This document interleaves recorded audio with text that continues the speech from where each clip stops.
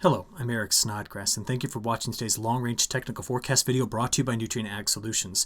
This analysis is being provided by perspective only, and any decision made based upon this presentation is the sole responsibility of the person making the decision. Finally, please remember that all long-range weather forecasting is speculative by nature. First of all, thanks for giving me a little bit extra time today. I had a few meetings lined up early this morning and this afternoon I needed to participate in, and I didn't get to the recording until late. Plus, I really wanted to wait until I got the 12Z model runs in. So let's get into this analysis. First thing we're looking at here is a map that shows you the differences in precipitation from 2019 to 2020. The time period of the analysis is March 1st through May 18th. So wherever you see blue colors, 2019 was wetter. Red colors, 2020 was wetter. And a few things really jump out at me. First is this area right up in here. Now for parts of northern Illinois, southern Wisconsin, over into Michigan, we have seen a change when I showed you this map about a week ago in that area going from blue over to red. And that change has happened because of some recent very, very heavy precipitation. You can find the pockets where 2020 has been extremely wet, right? You can also see where 2019 really ripped apart the midsection of the United States and part of the southern United States. Come out west and you can see we can split California north-south here with the differences between both years. So just keep this particular picture in the back of your mind as we go forward with this forecast, because over the last 7 days, I want you to remember this corridor right in through here, which was absolutely soaked with precipitation. The low pressure system that swept through there, dropping between 3 and 7 inches of rain, is now sitting and spinning as a closed off upper level low over the Appalachian Mountains, increasing the flooding threat there. And then in the western part of the United States, where this deeper trough has moved in, we've seen way above average precipitation in parts of California and along coastal Oregon and Washington, and flood threat is high here now, and this particular system is going to be pulling into the Canadian prairies, really soaking parts of Alberta and Saskatchewan, while increasing the severe weather threat right here in the high plains. So to understand this a little bit better, let's put it in the framework of soil moisture anomalies. So this map was a map I showed you back on May the 11th, and what we're looking at here again is differences from normal in soil moisture. Now what I want you to see is how much change we got in through this area, right in through here, and also in the western United States. Keep an eye on those three areas as I go from the map on May 11th here to May 19th there. Much wetter in through here, some drought improvement in parts of Iowa, still dry in this tongue here, but you're going to see in the near term the forecast is wetter in that region. Dry in our four corner states, but major improvement in the west as well. So this just gives us some context to what our soil moisture is going to look like as we go into our more summer-like weather patterns. In the near term, very quickly, we're going to watch three troughs, one here in British Columbia, one here over Idaho, and one here over the Appalachian Mountains. That trough over the Appalachian Mountains is going to take its dear sweet time moving, which is why the flood threat is very high in parts of the Carolinas, specifically there along the Appalachian Mountains, especially the eastern facing slopes. Meanwhile, we're going to get a kind of a pivot or a dance between these two troughs out west as one pulls into the Canadian prairies and the other one sweeps in behind it, bringing in some temporarily cooler weather. But the two things together are going to increase the severe weather threat along this region here in the high plains. So we're going to watch that very carefully as well as that low pressure system emerges. By the time we get into Friday evening, look, the deeper trough is in place here, and look at this flow. Now, if the flow sets itself up like that, a couple of things happen here. One, we open up the Gulf of Mexico for more moisture transport. The trough sweeps through, destabilizing the upper levels of the atmosphere, providing for lift, and you can see that the atmosphere is really going to open up in through here with the risk of thunderstorms. So as we look out over the next few days, we're really going to keep a close eye on Friday right here in the midsection of the country, and again on Saturday in this corridor as well, as the environmental conditions ripe for thunderstorms really begins to develop. Continuing on, look at how things evolve early next week. We're going to have a broad trough sitting right here in the midsection of the United States. It extends down into Texas, New Mexico, and out ahead of it, a lot of moisture transport. And you can see by looking at the precipitable water map that's over here on the right that we're going to be bringing in very high moisture content air up into a broad sector of the United States, which is going to increase our precipitation chances. So let's talk about it. From the Weather Prediction Center, this is their 1 week outlook in terms of precipitation. And what we notice notices quite a bit of wet weather in their modeling right here in the mid part of the country. In fact, a broad sector, they're looking at it getting over 2 inches of rainfall through there. Extremely wet where our cutoff low is still sitting and spinning, and a flooding threat here in parts of eastern Oregon and Washington into Idaho, and then that rain really moves up into up parts of Alberta with snow probably north of Edmonton. Now, one thing I want to point out here, this is a very blended looking map, and I want you to remember that a lot of this activity is thunderstorm driven. So where you see the wetter than average conditions in here, it is not as though every single location is going to get a lot of rainfall.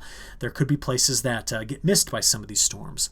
Meanwhile, look at the drier than normal pattern that the WPC is picking up on here over in the the Great Lakes states all the way down to the southeast, with the exception where that cutoff low is sitting.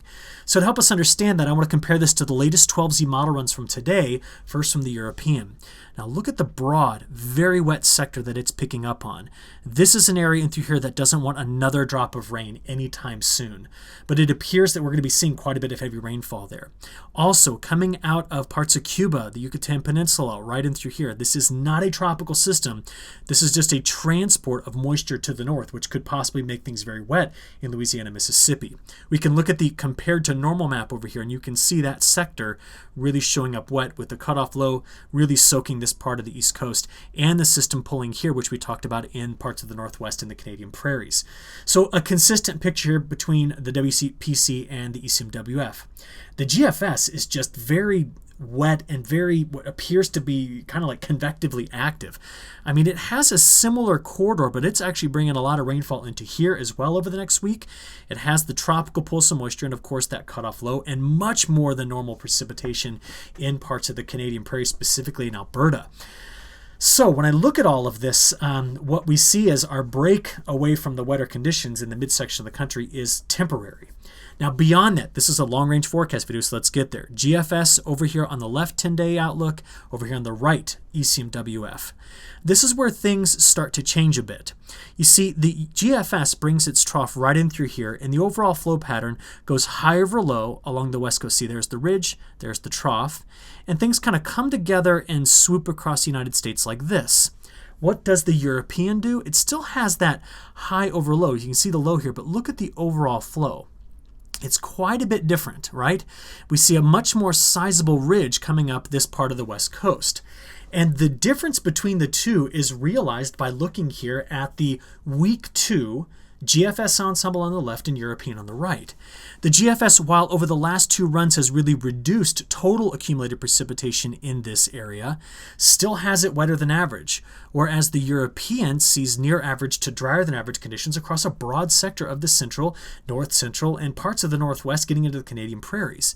But we do see this area here is wetter, and that's where things kind of finally come together in the European, with that trough farther to the east. And there's probably not a soul in this corridor here that wants to hear me say the words, things look wetter, as we look out into week 2.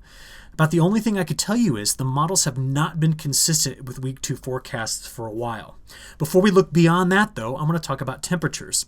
So from the 12Z runs, here's the next 5 days from the European on the right, and the GFS on the left. With the reinforcing trough coming in, we do see the cooler weather in the northwest, with a broad region here of above average temperatures cutting into and through the Great Lakes states and a bit north of there. From there, let's go out and look at the 6 to 10 day outlook, and we do see similar patterns. See where the warm-up's happening west? Both models have that, with the cooler bias coming in here with the increase in precipitation as we get out into that, that 6 to 10 day time period, which gets us to the end of the month. Beyond that, though, look at this. This is now looking out here really toward the first 4 days of the month of June, and we can see broader cooling here across this section of North America with a lot of warmth out west, and both models are kind of seeing that. My concerns are, given the deficit in growing degree day units we have right now inside that circle I just drew, we need to be really putting in some heat into this crop into June. And it looks as though early June doesn't advertise that at this point. In other words, not much above average temperatures here at this point. So that's of concern, and that's something that we got to be watching very carefully as we transition into a full view of the month of June. So what might it hold? Well, we're going to get our first idea from the last runs here of the GFS and the European. So all the way out here to June the 3rd. And look at what the pattern is advertising. We get a bit of strong flow coming off the Pacific, which then splits in the GFS cutting around that trough. The bottom half of that comes around and ridges here and then cuts over to the East Coast. So we can see that the ridge axis is kind of running something in there. There's kind of two pieces to it. What does the European say? Well, similar, but a little bit different. And the difference is where this ridge connects. You see, the GFS with its pattern would give us a much wetter start to the month of June than the European would, based on these very subtle differences. They are also very different with the pattern over in this part of the world and on this trough that is off of the Aleutian Islands. See how it's not here in the European. So I'm telling you, our long-range models are not offering solutions that, well, provide a lot of clarity. But we're going to look at them anyway, and we're going to look at them from just a little bit different perspective. This is June. I have the European weeklies over here showing us temperatures on the left and precipitation on the right. There's pretty widespread model agreement of this warmer bias across the west. The European says, but you know what? For the rest of June, keep it warm across much of the country as well. Now, what we see over here on the right are the precipitation patterns, with the northwest showing a slight wet bias, the Canadian prairies with a slight wet bias, and I don't think many in the Canadian prairies want that. We also see this area wet, and it kind of extends over here into the eastern part of the United States with drier conditions down here along the coast. Now, these anomalies are not major deviations from normal at this point. Well, about the only major ones are down here in the Caribbean, and we're going to talk about that in just a few moments. So what I want to tell you is this. This is my second perspective. I am not a market expert, nor should I ever be allowed to expound upon the markets. But I talk to a lot of people that work in the markets, and I'm just going to tell you something that they would tell me. When you look at a longer range map like this, and we don't know if it's going to be right or wrong, but it shows some warmth in June, and it doesn't show any major deviations from normal in terms of precipitation, it's not something that's going to mark a big movement due to weather. That's what I've been told. I'm sharing it with you. I will say this again. I am not a marketing expert, nor will I ever pretend to be one. But I can look at these weather maps and give you an idea. What about the CFS? So this is a model run in the United States. Look at its temperature pattern.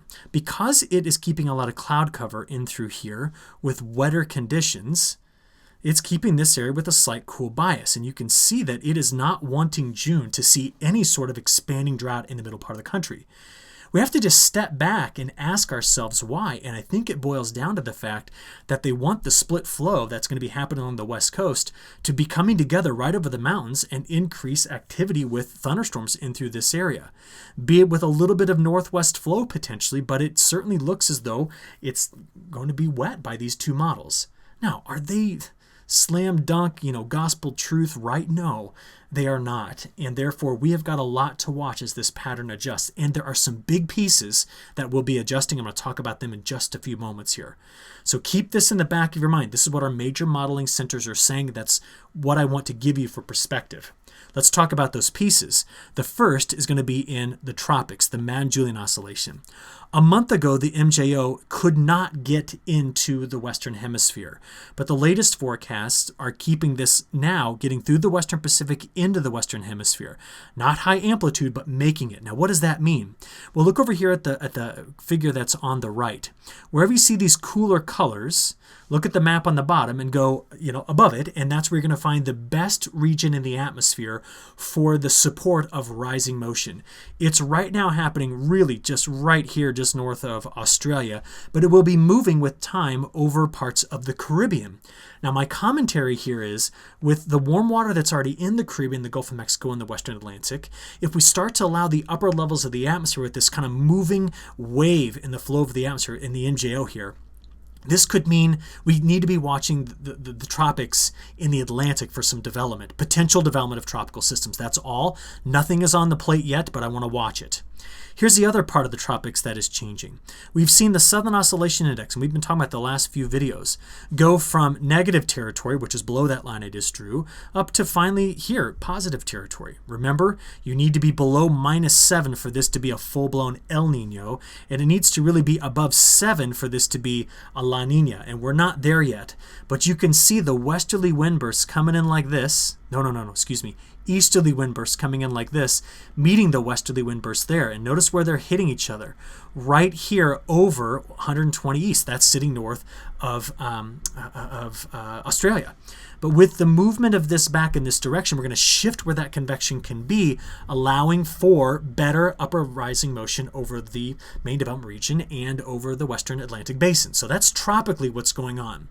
What are the influences of these pieces with the subtropics and the polar regions? Well, to answer that question, we're going to go right back to our global angular momentum plot. Now, since January, the atmosphere has really had a net positive, so January's here, a net positive angular momentum. Certainly you can see that this wave packet, see it here, has been moving toward lower values. But it's currently sitting here and right now sitting there, which means we still have in net across the whole of the atmosphere net positive angular momentum. Now, I asked the question, what if this collapses? Because if it does, like it did last July or last September, we know that certain places across the United States can go into drought.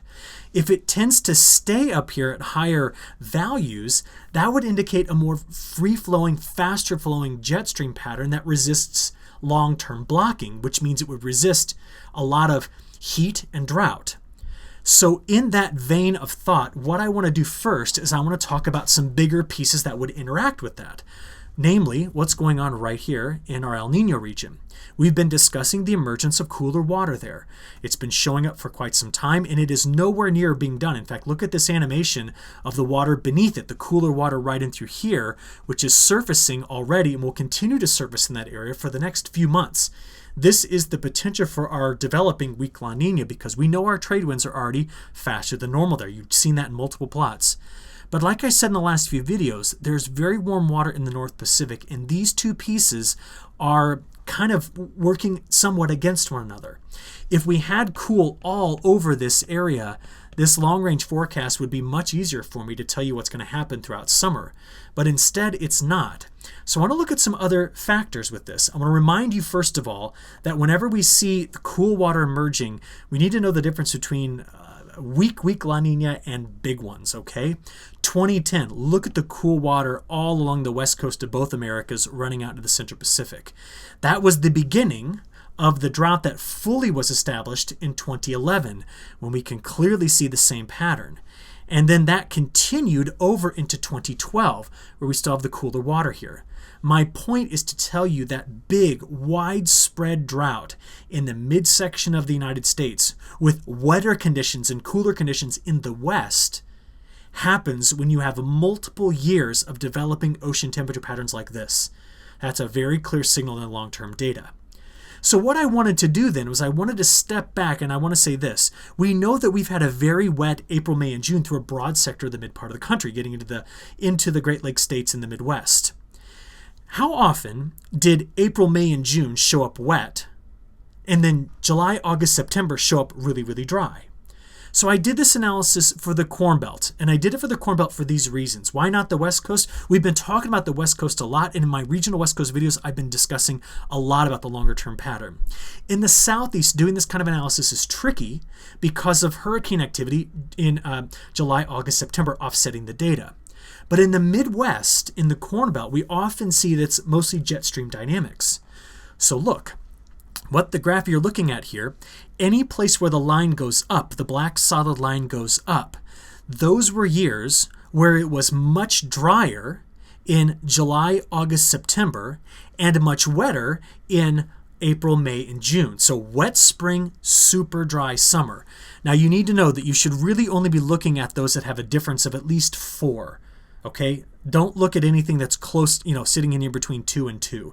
We're looking for these big ones, these years here. Those are the ones that we need to look out for, because if we're going to have that this year, it's going to be a critical change in the pattern in the midsection of the country. So what happened?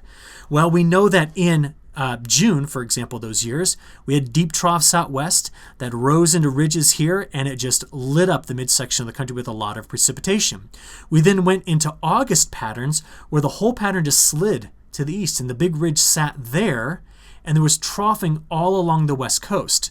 Now, those particular years, they did favor INSO-neutral or La Niña-like weather. There was one that had a big El Nino, but I'm actually going to make the case that El Nino La Niña is not the primary driver of this. Because in my analysis, I went and I looked at the wind speeds throughout the depth of the atmosphere, the whole atmosphere, and specifically the jet stream. So on average, in the month of August, the jet stream's fastest right in through here, and then again through there. So can you see that little feature here? So it's fastest in these two places. Okay. During the years where we had wet springs that translated then into very, very dry summers, this is what happened. Do you see the blues in through here? Those areas saw a net decrease in wind speeds. And here's those years. Okay, those are the years I chose. Those hot, dry, late summers, super wet springs. We've got to see something just completely slowing down the jet stream. Look at it again. See where those areas are? Something completely slowing down the jet stream in these areas such that we get stagnant, not moving, big-time ridges in the mid part of the United States. So, what else happened when that occurred? Well, I went back and I looked, and these are the sequence of events. 1, in June, drought needs to emerge throughout the midsection of the country. Right now, the models are not in alignment with this. I forgot the word not, excuse me. They are not in alignment with this. Number 2, the North Pacific must be cooling off. Right now, the models are not showing that happening. 3, the trade winds got to strengthen. The Central Pacific needs to cool. That is happening. And here's my last point for today. The global winds, the atmospheric angular momentum, typically collapses when we get that ridging to develop in the central United States. We're currently sitting right here. You all need to watch with me the forecast of these winds, because if they collapse like they did last summer and they come down like that, this will be the first of several things that will start to cascade into place to give us the drier conditions. If they don't, and they tend to just maintain higher strength, that just tends to keep things moving. And if they move, we tend to get more regular precipitation. Right now, as you've been seeing the last few weeks, the global models are not forecasting drought in the mid part of the country for June, July, August. But we've been discussing how accurate those models are. So we're going to just keep this as our narrative moving forward. Thank you so much for your attention today. I look forward to giving you another update tomorrow morning. Have a good one. Thank you.